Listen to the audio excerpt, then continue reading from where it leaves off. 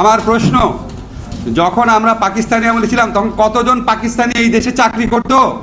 আর এই স্বাধীন বাংলাদেশে কতজন ভারতীয় এই দেশে চাকরি করে? আমরা পত্রিকায় পড়ি 26 লাখ ভারতীয় চাকরি করে। বাংলাদেশের ছেলেরা চাকরি পায় না, রাস্তায় রাস্তায় ঘুরছে, আর ভারতে সেখানে চাকরি করছে।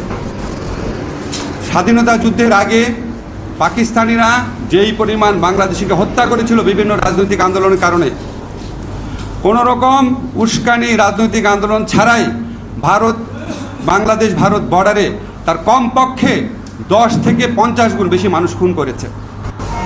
স্বাধীনতার পূর্বকালে বাংলাদেশ এই অঞ্চলে যখন নির্বাচন হতো, 70-এর নির্বাচন, সেই নির্বাচনে পাকিস্তানি শাসক গোষ্ঠী কোনো রকম হস্তক্ষেপ করে নাই। যদি করতো তাহলে তো বঙ্গবন্ধুর দল এরকম ভূমিধস বিজয় পেত না। আর স্বাধীনতার পরে এই সরকারের আমলে অন্য দেশ থেকে আমাদের নির্বাচনে হস্তক্ষেপ করে বাংলাদেশের মানুষের ভোটাধিকার হরণ করা হয়। আপনারা প্রতিটি ক্ষেত্রে দেখবেন আমরা পাকিস্তান আমলে পাকিস্তান দ্বারা যতটা নিষ্পেষিত হয়েছি, যতটা অত্যাচারিত হয়েছি, যতটা শোষিত হয়েছি, তার চেয়ে অনেক বেশি এই স্বাধীন দেশে বসে ভারত দ্বারা শোষিত হই, ভারত দ্বারা অত্যাচারিত হই, ভারত দ্বারা আমাদের স্বার্থ ক্ষুণ্ণ হয়।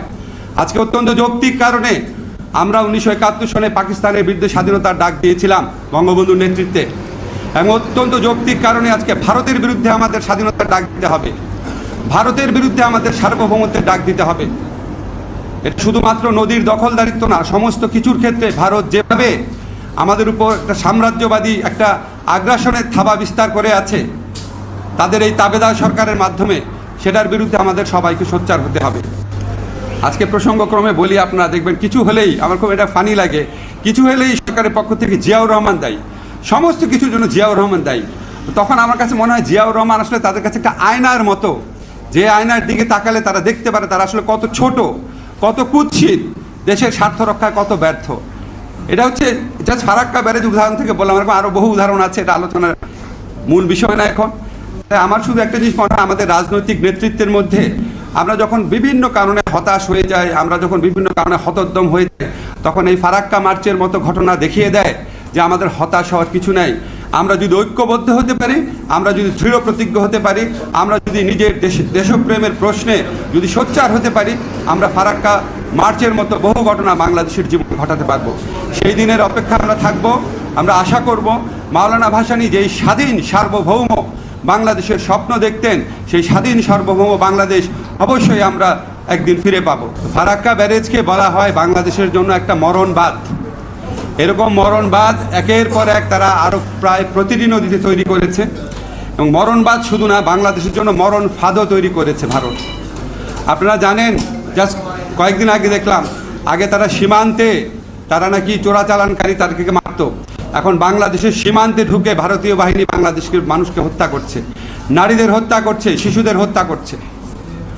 আমি মাঝে মাঝে চিন্তা করি, আমাদের এখানে মুক্তিযুদ্ধ করেছেন এরকম অনেকে আছেন, এবং পাকিস্তান বিরোধী আন্দোলনে সক্রিয় ছিলেন এমন অনেকে আছেন।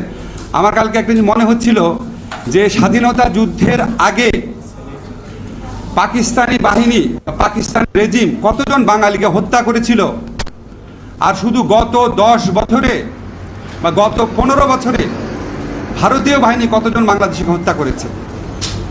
আমাদের একটা স্টাডি হওয়া দরকার। আমার ধারণা, আমি যতটুকু ধারণা করতে পারি, স্বাধীনতা যুদ্ধের আগে পাকিস্তানিরা যেই পরিমাণ বাংলাদেশিকে হত্যা করেছিল বিভিন্ন রাজনৈতিক আন্দোলনের কারণে, কোনো রকম উস্কানি রাজনৈতিক আন্দোলন ছাড়াই বাংলাদেশ ভারত বর্ডারে তার কমপক্ষে 10 থেকে 50 গুণ বেশি মানুষ খুন করেছে।